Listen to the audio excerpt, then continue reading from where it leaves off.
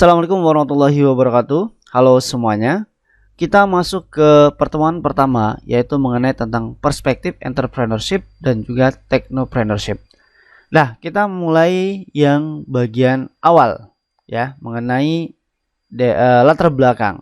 Kenapa kita perlu belajar tentang entrepreneurship dan technopreneurship? Nah, ini kalau kita lihat berdasarkan data, ya, pertama tantangan dan potensi SDM, bahwasanya jumlah penduduk ya di atas 15 tahun itu sudah mencapai angka 270 juta ya. Nah, ini dari 117,3 juta angkatan kerja. Kalau dari data lama ya 2014, bahwasanya dari 270 juta jiwa penduduk Indonesia itu 7,7 juta jiwanya itu adalah pengangguran atau sebesar 6,5%. Ini tahun 2014. Ya, teman-teman bisa bayangkan kalau 2022 jumlah penduduk Indonesia itu hampir mencapai kalau tidak salah sekitar 290 juta jiwa ya. Nah, kalau 6,5%-nya saja dari itu adalah pengangguran, artinya persaingan untuk mencari pekerjaan itu juga cukup besar. Kemudian kualitas SDM Indonesia ya. Nah, dari data Human Development Index dari 187 negara, kita termasuk 121 negara ya untuk kualitas ya bagus ya kategorinya. Kita dari 187 negara urutan ke 121 dari belakang. Nah, kemudian kalau kita lihat lagi data Global Competitiveness Report ya 2011 sampai 2012, bahwasanya dari 142 negara kita diurutan ke 46 untuk masalah kualitas sumber daya manusianya. Singapura itu urutan kedua, Malaysia urutan ke-21 dan Thailand urutan ke-39 ya.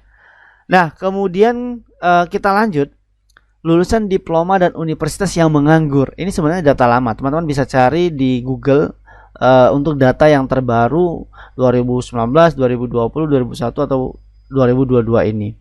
Nah, ini kalau kita lihat per 2009 untuk lulusan diploma ada 1.424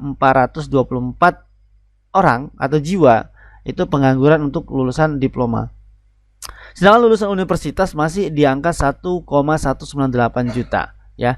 Nah, jadi ada 1.198.000 sarjana menganggur. Nah, bayangkan teman-teman ya. Ini latar belakang kenapa kita perlu belajar tentang kewirausahaan atau technopreneurship atau entrepreneurship.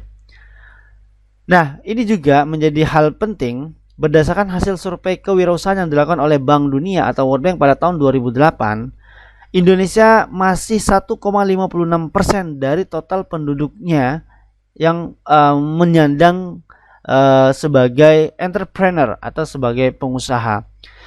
Sedangkan berdasarkan data yang saya pelajarin, bahwasanya negara itu dikatakan maju jika jumlah pengusahanya itu di atas 4% dari total jiwa atau total seluruh penduduknya yang ada di suatu negara. Singapura kita lihat sudah 7,2% ya jumlah pengusahanya dari total jiwa mereka sebesar 5 juta pada tahun 2008. Malaysia 4,0%, Thailand 4,1%, Indonesia masih 1,56%. Artinya orang Indonesia itu masih butuh banyak pengusaha untuk mengangkat perekonomian suatu negara, ya khususnya negara Indonesia. Nah, definisi entrepreneur sendiri yaitu seseorang yang mengkombinasikan dari sumber daya, tenaga kerja, material dan aset-aset lain sehingga nilainya menjadi lebih tinggi dari sebelumnya. Jadi mengkombinasikan dari berbagai macam hal itu digabung menjadi satu hal ya. Contohnya misal kalau kita punya ya layaknya seperti sekarang ya, ojek dulu yang masih konvensional atau tradisional yang di pangkalan, dengan adanya sumber daya, tenaga kerja, material dan aset-aset yang mendukung sehingga muncullah ojek online ya, ada Gojek, Grab, Maxim ya, atau kemarin itu ada Uber ya. Nah, ini juga menjadikannya menjadi nilai yang lebih tinggi dari sebelumnya. Nah, pertanyaannya apa itu technopreneurship? Ya, technopreneurship itu gabungan dari dua kata yaitu teknologi dan entrepreneurship. Jadilah dia suatu definisi baru menjadi technopreneurship. Jadi kewirausahaan atau berwirausaha di bidang teknologi. Contohnya sekarang apa? Google. Google itu menjadi perusahaan raksasa yang sangat-sangat besar sekali ya, bukan hanya di Indonesia tapi di dunia ya. Bahkan orang sekarang kita bisa survei ya, anak-anak zaman sekarang, milenial sekarang, kalau ditanya mesin pencari yang mereka tahu hanya Google. Mereka tidak tahu tentang Yahoo, mereka tidak tahu tentang Vista, mereka tidak tahu tentang DuckDuckGo, tidak tahu tentang Bing dan lain segala macam. Mereka hanya tahunya mesin pencari Google. Apa-apa selalu Google ya. Nah, termasuk juga dengan perusahaan pembuat sistem operasi. Kebanyakan orang taunya hanya Microsoft dan juga Apple. Mereka tidak, atau juga ya tambah kalau untuk mobile misalnya Android. Mereka tidak tahu yang namanya Linux. Agak sedikit minim lah orang yang tahu ya.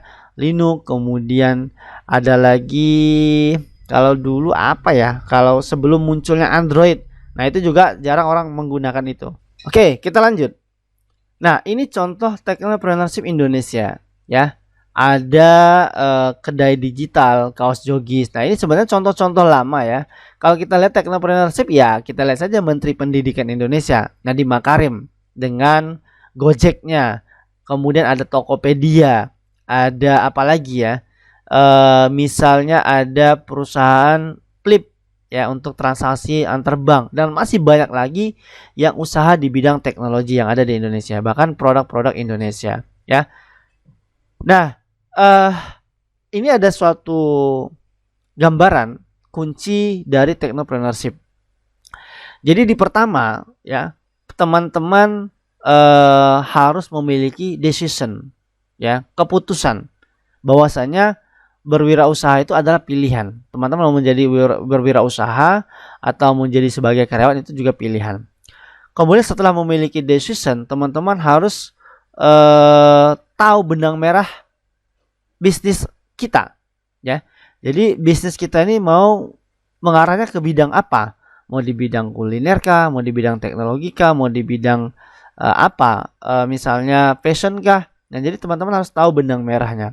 Nah, benang merah ini dibagi menjadi dua. Pertama teori kreativitas, yang kedua riset dan trial. Jadi berwirausaha itu bukan hanya sekitar aku pengen berwirausaha lantas kita bisnis udah jadi. Enggak segampang itu teman-teman ya.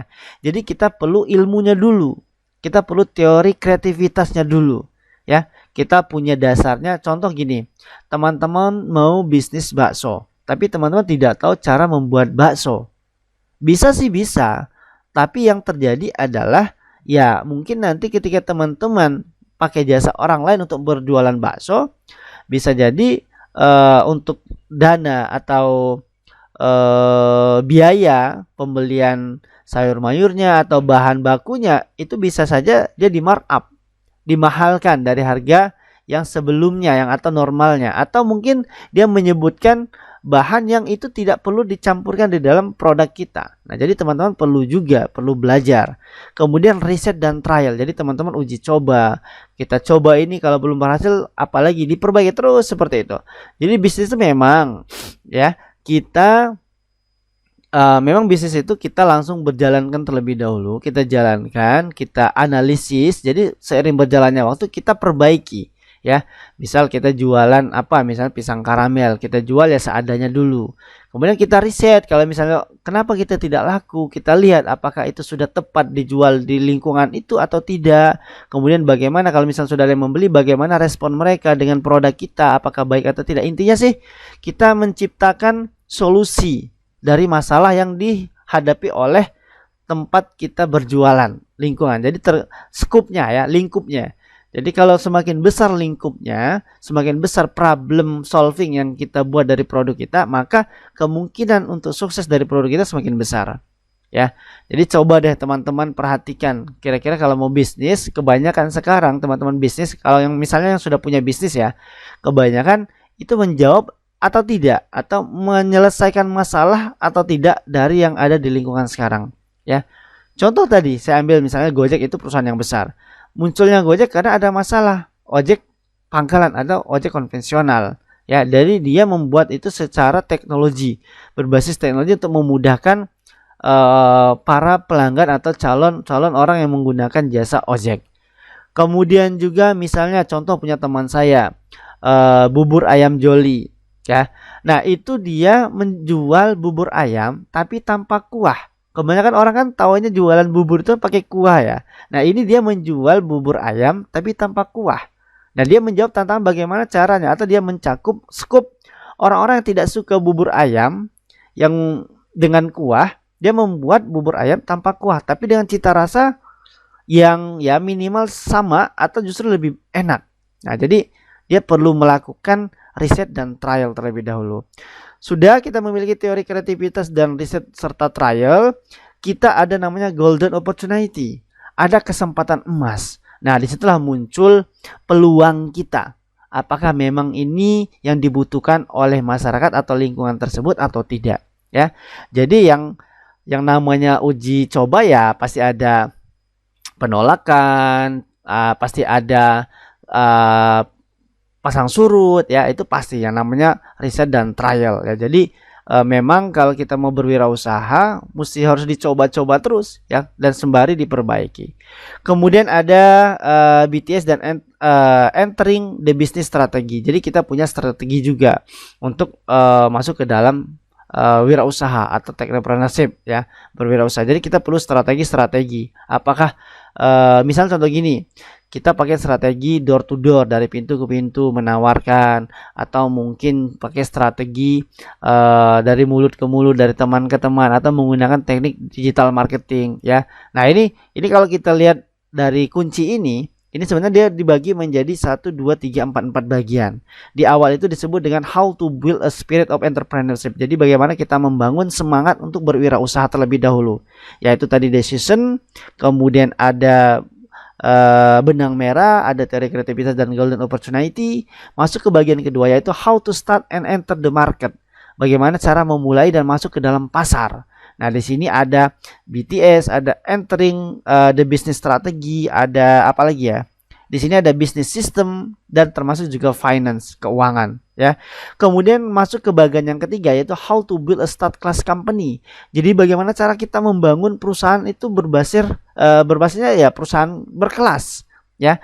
Nah, di sini kita masuk ke strategi bisnis konsep. Kita mulai konsep nih, ngomongin bisnis konsep. Kemudian quality konsep, manajemen strategi konsepnya perlu kita perhatikan di sini. Dan yang terakhir baru how to promote your business ya, marketing and communication, kemudian marketing strategi, selling skill. Nah, ini kita masuk ke how to promote your business, bagaimana cara kita mempromosikan bisnis. Nah, ini sebenarnya kunci sederhananya kalau kita mau masuk ke dalam entrepreneurship atau juga technopreneurship. Hampir sama semuanya, teorinya sama. Teman-teman memutuskan untuk berwirausaha, punya punya atau tahu bisnis kita itu keunggulannya apa, teori cara membuatnya seperti apa, kita riset, kemudian ada kesempatan kita masuk ya, kemudian kita ramu, kita racik